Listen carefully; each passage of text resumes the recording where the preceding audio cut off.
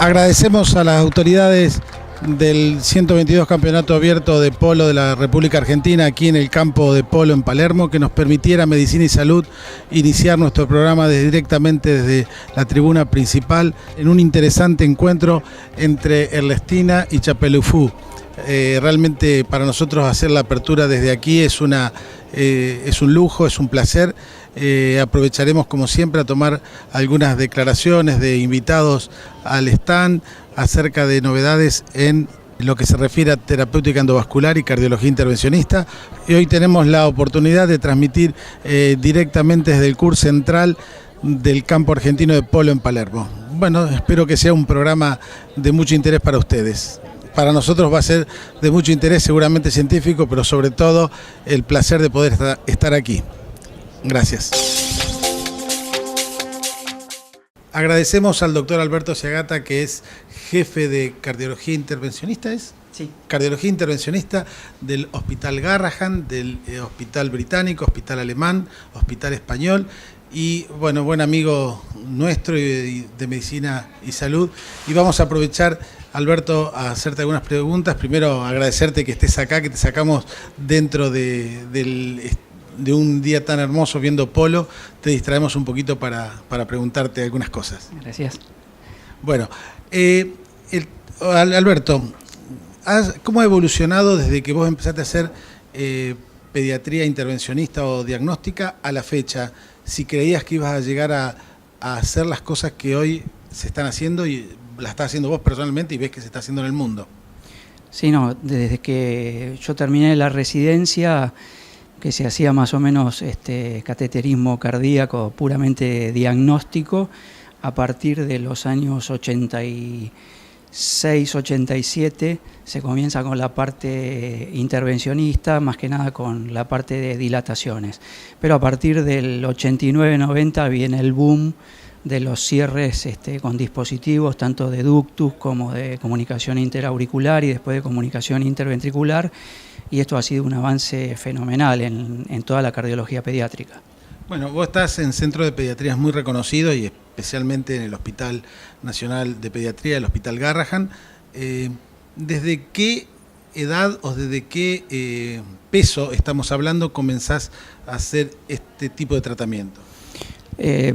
Hoy en día existen tratamientos que son desde la etapa intrauterina, más que nada con valvuloplastias aórticas y ese tipo de cosas para hacer crecer los ventrículos izquierdos hipoplásicos, y después los otros tratamientos desde el periodo neonatal hasta la edad adulta. No hay un peso mínimo imponible, digamos. Dependiendo de cada una de las patologías, sí existe un peso mínimo recomendable en el cual el riesgo disminuye significativamente con respecto a hacerlo antes, pero hoy en día te diría que se puede hacer desde la etapa neonatal. Y con dispositivos de cierre, saquemos todo lo que es dilataciones, aperturas de válvulas, pulmonar o aórtica, que son las más comunes, con dispositivos de cierre, ¿cuál es la patología más frecuente y qué tipo de dispositivos utilizan? La patología más frecuente para nosotros es el cierre de ductus, después el cierre de comunicación interauricular y después el cierre de comunicación interventricular, en ese orden. ¿Y cuáles son los resultados que, a la vista de ya más de 10 años de tratamiento, que estamos un poco más, pero digamos, con todo el impulso final que está teniendo, con la cantidad de dispositivos que hay en el mercado y demás, ¿qué resultados tienen y si superan sensiblemente a los que eran los resultados quirúrgicos? Sí, hoy en día, digamos, los cierres de ductus y de comunicación interauricular son en general superiores a los cierres quirúrgicos y son la terapéutica de elección. Con respecto a los cierres de comunicaciones interventriculares, están limitados a algunas ubicaciones específicas y ahí sí hay que tener un poquito más de cuidado en elegir el paciente, el peso del paciente y el tamaño de la comunicación interventricular. Pero con la aparición de algunos dispositivos de muy bajo perfil que han aparecido para otras patologías como para cierre de ductus, nosotros estamos bajando las edades y los pesos para cerrar comunicaciones interventriculares. Perfecto. En cuanto a la comunicación interventricular, tenemos dos segmentos, uno membranoso y otro muscular.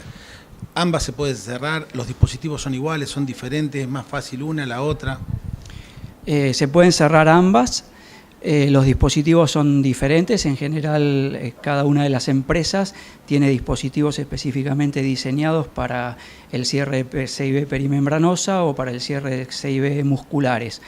Ahora existen algunos otros dispositivos, como los dispositivos de ductus, que tienen un doble disco, y esos se pueden adaptar en algunos tamaños de comunicaciones interventriculares para hacer tanto cierres perimembranosos como cierres musculares, con la ventaja que en el último año nosotros lo que hemos desarrollado es hacer el cierre directamente desde el lado aórtico, liberando primero el disco del ventrículo derecho y después el disco del ventrículo izquierdo, sin la necesidad de hacer todo el loop arteriovenoso, lo cual simplifica significativamente el procedimiento y reduce el tiempo específicamente. Aclaramos que ese loop al que se refiere el doctor Seagata es hacer una punción por parte arterial y hacer una punción por parte venosa y luego tratar de enlazar el asa de la guía que se pasó y bueno, y hacer todo un mecanismo.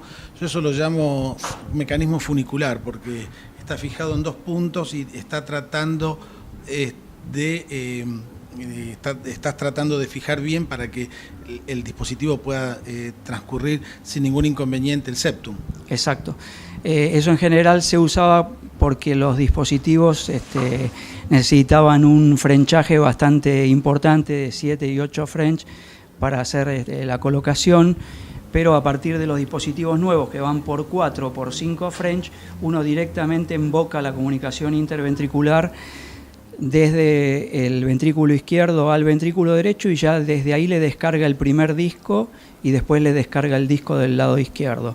Eso es un avance impresionante porque primero que hemos visto que tiene menos chance de bloquearse el paciente al pasar por la comunicación interventricular, que muchas veces cuando uno hace el loop y pasaba desde el lado derecho al izquierdo había trastorno de conducción. Con este tipo de cierre no lo hemos visto eso. Y segundo, que reduce el tiempo. Cuando antes tardábamos una hora, hora y media para cerrar una CIB, hoy por ahí en 15 minutos se cierra una comunicación interventricular. Para terminar, ¿cómo manejan la ansiedad de los padres? Y bueno, eso es tratar de contener a los padres, explicarles que, digamos, estos son procedimientos probados, en las cuales tenemos mucha experiencia y que son de muy bajo riesgo, y bueno, después charlar con ellos y que nos tengan confianza ellos y nosotros tratar de hacer lo mejor por el paciente. Le agradecemos al doctor Alberto Seagata que nos ha permitido hacerle esta entrevista aquí en Medicina y Salud. Seguramente tendrá mucha repercusión entre el auditorio porque la salud de los chicos siempre está, nosotros estamos un poco atentos a ese desarrollo y ellos han podido lograr superar una barrera muy difícil que es con tratamiento endovascular, tratar enfermedades que antes requerían cirugía a tórax abierto. Gracias, Alberto. Gracias, Omar. Continuando con las entrevistas de Medicina y Salud en el 122 Campeonato Abierto de Polo, aquí en Palermo, en el campo argentino de polo, y continuando con la pediatría, estamos con el doctor José Luis Pivernus, que es staff del Centro de Intervencionismo Endovascular Pediátrico del Hospital Nacional de Pediatría Garrahan, del Hospital Británico, el Hospital Alemán, el Hospital Español y en algunos otros lugares que siempre estás. José Luis, gracias por estar con nosotros. No, por favor, muchas gracias a ustedes por la invitación. Bueno, la idea es un poco, siguiendo con la entrevista que le habíamos realizado recién a Alberto Seagata, tu jefe, un poco continuar con todo lo que es tratamientos endovasculares en niños. Y me gustaría que me comentes un poco qué pasa con los dispositivos y el crecimiento de los chicos. Yo le hago un cierre de 6A o 6B o en un chico de un neonato o en un perinatal o a los 2 o 3 años. A veces los papás preguntan qué va a pasar con ese dispositivo. Sí, con respecto a la 6A, 6B, el dispositivo no interfiere en el crecimiento y desarrollo del corazón y no revela mayor problema, es endotelizado y queda para toda la vida en su posición. El mayor problema lo vemos en los dispositivos llamados stent, que son necesarios para ampliar la luz de un vaso. En esos casos, cuando la intervención es en niños pequeños, tenemos la limitante que los vasos van a seguir creciendo y el stent hay que redilatarlo. Pero estos stent también tienen un límite de redilatación. Entonces ahí estamos en un tema de discusión y que necesitamos el apoyo de las empresas y el desarrollo de tecnología para lograr stent que podamos redilatarlo a tamaños de vasos de un adulto. Hay un aforismo como que hay que tratar de estirar el tratamiento de la coartación de aorta. La coartación de aorta es la estrechez de la aorta en alguna parte de su trayecto. La más común es pasando la arteria subclavia izquierda, que coincide con el ducto. Me gustaría que lo expliques vos. Sí, la coartación de aorta es una estrictura que se genera en la aorta a nivel de la zona del origen del ductus. Esta patología puede manifestarse a edades muy tempranas, en pacientes recién nacidos, o puede manifestarse a edades tardías, en la adolescencia. Existen también las coartaciones a nivel infrarrenal, pero son más infrecuentes. Extremadamente raras, sí, pero existen. Se llaman síndromes de aorta media, que están relacionados a nivel de las arterias renales. Entonces, con respecto a la coartación, nosotros tenemos un plan ideado terapéutico en donde si está afectado la aorta en forma significativa y el paciente tiene menos de un año, nosotros pensamos que esos pacientes son quirúrgicos. Cuando la coartación de aorta, el niño supera los 5 años de edad, prácticamente queda en manos de la intervención endovascular, utilizando stent primario en la resolución del problema. ¿Usan stent cubiertos o descubiertos? Dependiendo el grado de obstrucción. Si el grado de obstrucción es muy severo y uno tiene que llevar esa estenosis a dilatarla más de 3 veces del diámetro final, existe riesgo de rotura de la aorta. Entonces en esos casos preferimos colocar un stent cubierto. Pero también hay que tener en cuenta la extensión de la coartación y el sitio, porque si están comprometidos los vasos del cuello, entonces en ese caso ya tenemos que dar paso a la cirugía. Ahora, el área de gris es del año a los 5 años de edad, en donde la industria está haciendo un esfuerzo muy grande en bajar el perfil para entregar el stent montado en el balón. Hoy contamos con stent con diámetros para introducir por las arterias de 9 French. Y esa intervención en un niño de 2 o 3 años de edad le hace que prácticamente ocurra un daño vascular en el sitio de punción. 9 French son 2.7 milímetros aproximadamente y realmente la arteria femoral debe ser más pequeña. Exacto. Entonces de ahí está el esfuerzo que le pedimos a la industria para desarrollar balones montados en stent con menores perfiles. Seguramente eso va a llegar en el tiempo y van a quedar las coartación de aorta en manos del tratamiento endovascular, pero por el momento tenemos la limitante que es el peso. ¿Y la redilatación cuando pasan los años es necesaria casi en todos los casos? Sí, cuando nosotros implantamos un stent alrededor de los 4 o 5 años de edad con un peso de 25 kilos, estos pacientes al crecer van a necesitar una redilatación probablemente a los 12 años y una segunda o redilatación seguramente a los 18 años. Ya ahí tenemos una aorta de un tamaño de un adulto. Así que siempre esa información se la brindamos a los papás, que este tratamiento va a requerir un retoque de su stent para lograr una apertura al diámetro de la edad que cursa el paciente. Y como para finalizar, ¿qué actividades pueden desarrollar los chicos una vez que transcurrió el tratamiento? Ya sea un cierre de una malformación, o sea, de obturar un orificio o dilatar una estenosis, como en el caso de la coartación, y si pueden realizar una actividad normal dentro de la, por ejemplo, currícula escolar. Sí, nosotros siempre que hacemos la intervención, si son curativas y definitivas, como en estos casos que mencionaste, nosotros siempre le comentamos a los papás que la vida que va a llevar el niño va a ser absolutamente normal. Luego de un cierre de CIA, lo recomendable es que por un mes no tenga actividad física, 1 o 2 meses prácticamente. Sí puede retomar la actividad escolar a la semana del procedimiento. Con respecto a la coartación de aorta, sabemos muy bien que un 15% de las coartaciones de aorta perfectamente tratadas quedan con hipertensión arterial. Entonces estos chicos hay que hacerle un test de ejercicio, una ergometría, para evaluar bien si con el ejercicio hay respuesta hipertensiva. Y en algunos casos deben quedar medicados. Pero en la gran mayoría los niños llevan una vida normal, deportiva, en el ámbito escolar. ¿Antibióticos sí o no preventivamente? Luego de un implante de una prótesis siempre se recomienda como profilaxis endocarditis bacteriana el esquema antibiótico, que es una única dosis previa a una intervención, que probablemente el niño requiera 3 o 4 intervenciones a lo largo de su vida. O sea que, odontológica. Claro, exacto, odontológica, una cirugía, una endoscopía. Son intervenciones un apéndice, son de muy pocas probabilidades, pero que existen. Agradecemos al doctor José Luis Pibarnus, que nos ha permitido saber un poquito más acerca de cómo se deben tratar tanto las obstrucciones arteriales con dilatación y stent o los cierres de orificios que nacen congénitamente, con los que nacen congénitamente los chicos, con dispositivos de cierre. Te agradezco mucho, José Luis, y disculpa el tiempo que te robamos. No, por favor, gracias a ustedes. Gracias a ustedes también. Seguimos en Medicina y Salud. En otra jornada del 122 Campeonato Abierto de Polo, aquí en el campo de polo de Palermo, en Buenos Aires, seguimos con las entrevistas de Medicina y Salud. Hoy tengo el agrado de presentarlas a ustedes y hacer alguna conversación, porque no va a ser una entrevista, es una conversación entre amigos, al doctor Javier Boscoboini. Con Javier nos une una amistad desde la época de la residencia de cardiología y los dos seguimos esta especialidad y hoy nos cruzamos en un evento tan lindo y diferente a lo que hacemos todos los días, ¿no? Bienvenido a Medicina y Salud, Javier. Bueno, muchas gracias por la invitación.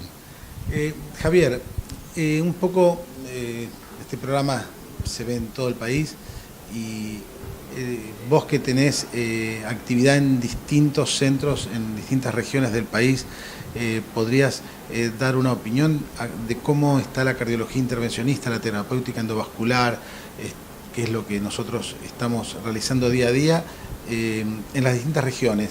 Si te sentís trabajando igualmente aquí en Capital Federal o en tus otros centros. Sí, en general el nivel, con el cual uno puede trabajar, tanto en el interior del país como en la capital, es similar.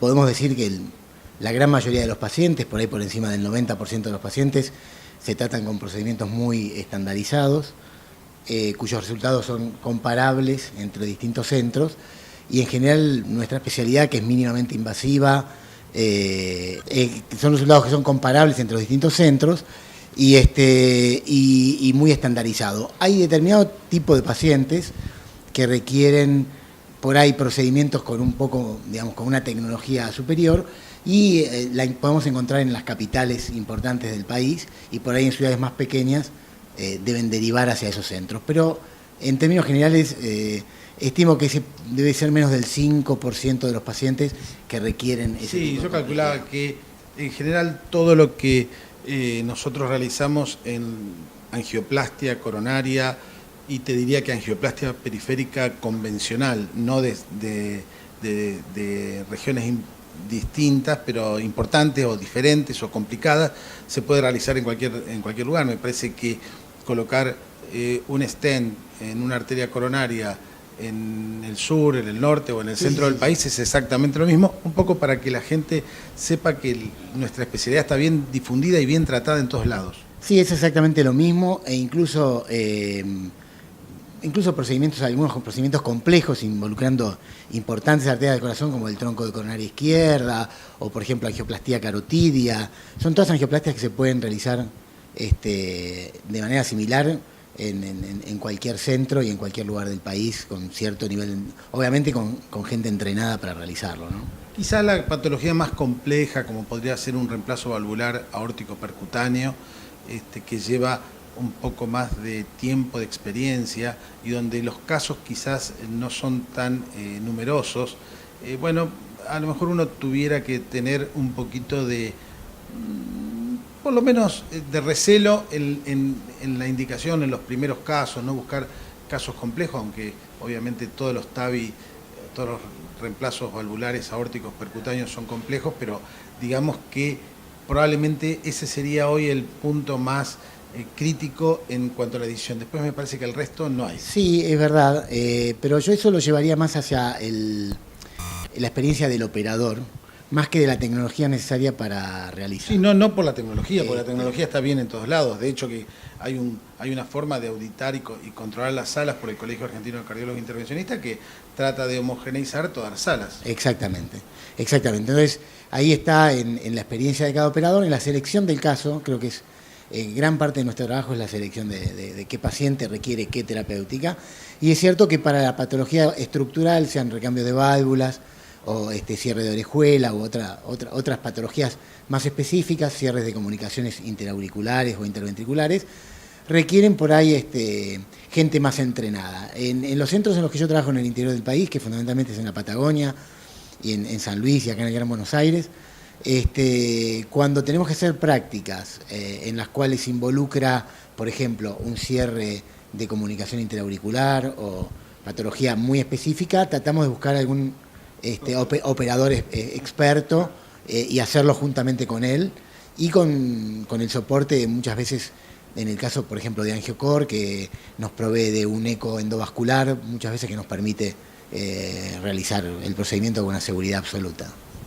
Respecto justamente a dispositivos, ¿notás alguna diferencia en cuanto al requerimiento y la entrega del dispositivo por distintas regiones, o vos te podés manejar tranquilamente con tus indicaciones? No, en general me puedo manejar tranquilamente con las indicaciones que uno hace. En general se respeta lo que uno pide y se puede realizar el procedimiento en cualquier lugar del país, sean el tratamiento de grandes patologías aórticas como con endoprótesis o angioplastias periféricas. Estamos desarrollando mucho el área de angioplastia por debajo de la rodilla, que es un territorio importante porque evita muchas amputaciones y... Más en pacientes diabéticos. En pacientes diabéticos sobre todo, y estamos logrando muy buenos resultados. Son prácticas delicadas que también requieren un cierto entrenamiento, pero también amplía nuestro universo de prácticas que podemos realizar. ¿Estás haciendo por debajo de la rodilla solamente balón stent, stent con droga, balón con droga? ¿Qué tipo de ayuda en la terapéutica te estás utilizando? Por debajo de la rodilla tratamos de no colocar stent en general, salvo cuando sea imprescindible. Están saliendo algunos productos que son específicos, hay que ir esperando. Y en algunos casos sí es de utilidad el balón con droga, si bien hay datos en la literatura todavía no muy concluyentes, pero que hay que esperarlos. En general no trata de ofrecer lo mejor que se le pueda ofrecer al paciente. Sí, lo mejor y lo que más se puede ofrecer, porque la realidad es que el territorio por debajo de las rodillas, cuando es agudo, cuando hay isquemia, cuando el paciente tiene algún tipo de trastorno en la piel, en las falanges y demás, como que uno tiene que usar todo lo que pueda. Exactamente, porque aparte lo que hay para ganar es mucho, el riesgo es relativamente bajo comparado con otros territorios como el cerebral o el coronario que nosotros estamos acostumbrados a trabajar. Creo que el mensaje en un programa así que tiene una difusión masiva es que hay que tratar, cuando los pacientes sienten molestias en las piernas al caminar y se deben detener, o cuando tienen lesiones que no curan, especialmente los pacientes diabéticos, es muy importante la consulta con un especialista vascular, sea un cirujano vascular o un cardiólogo, un cardioangiólogo intervencionista, ya que muchas veces son pacientes que llegan muy tarde a poder ofrecerles una solución. Así todo, aún pacientes con patología muy avanzada, logramos ofrecerles soluciones. Yo siempre digo que con solo tomar los pulsos y ver que un paciente no tiene pulso y tiene una dificultad al caminar 200, 300 metros, eso solo hace un diagnóstico de una enfermedad grave, de difícil tratamiento, como es la enfermedad vascular periférica, y que si bien, como vos bien decís,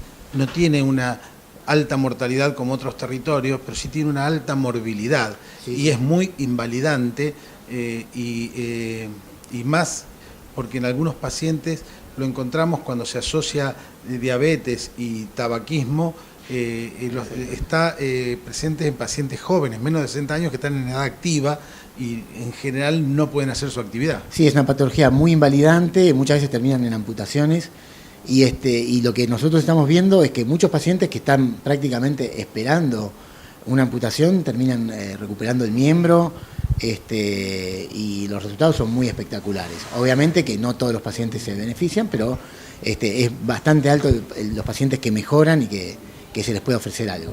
Sí, en general a nivel mundial hoy se está tratando de hacer una terapéutica especial para estos tratamientos. Como bien decís, por más que haya riesgo inminente de pérdida del miembro, uno quizás si logra revascularizar territorios en un segmento de una arteria y esa arteria le está dando circulación colateral a otra, quizás el paciente a lo mejor no puede correr 500 metros, pero sí puede caminar, tener las dos piernas, que es fundamental para el desarrollo. Sí, fundamentalmente conservar la pierna. En algunos casos que llegan muy avanzados, incluso se puede limitar la altura de una amputación, lo cual cambia completamente, digamos, el devenir del paciente, ¿no? Porque es muy diferente según el nivel de amputación. Exacto. En realidad, bueno, nosotros le estamos trayendo, junto con el doctor Javier Boscoboini, una visión distinta a lo que hablamos generalmente, que hablamos en general de toda la actividad que se desarrolla a nivel nacional, pero específicamente de los pacientes que tienen enfermedades en las arterias más allá de las rodillas, que es un territorio de difícil tratamiento. Te agradezco mucho, Javier, y espero que, bueno, que nos sigamos viendo y encontrando lugares tan agradables como este. Bueno, muchas gracias. Gracias. En el programa que ustedes han visto hoy, ha transcurrido en 2 días, 2 jornadas acá desde el campo de polo argentino en Palermo, donde hemos podido observar en una primer parte la charla y un poco las conclusiones de 2 intervencionistas pediátricos, el doctor Ciagata y el doctor Pibernus, ambos del Hospital Nacional de Pediatría, Garrahan, y del hospital alemán, el hospital británico, y en realidad fue muy importante porque nos hicieron conocer cómo es la terapéutica en vascular desde la etapa intrauterina hasta los primeros días de vida de un niño, hasta los primeros años posteriores, y cómo es la evolución posterior en alguna de las patologías que nos permite a nosotros saber qué va a pasar con un dispositivo que se coloca en la primera edad de la vida y qué va a pasar hacia la adolescencia o la adultez. Y por otro lado, en la última entrevista con el doctor Boscoboini, hemos podido dar un pantallazo general de lo que pasa a nivel nacional en distintas regiones con nuestra especialidad, y sobre todo charlamos un poquito de obstrucciones en las arterias de las piernas por debajo de la rodilla. Espero que Medicina y Salud les haga llegar siempre a ustedes este tipo de información para que entiendan un poquito más de la patología que tratamos. Como siempre, medicinaysalud@fibertel.com.ar, en nuestra página web o nuestro Facebook pueden buscar siempre en Medicina y Salud todas las respuestas que necesitan para sus consultas. Gracias.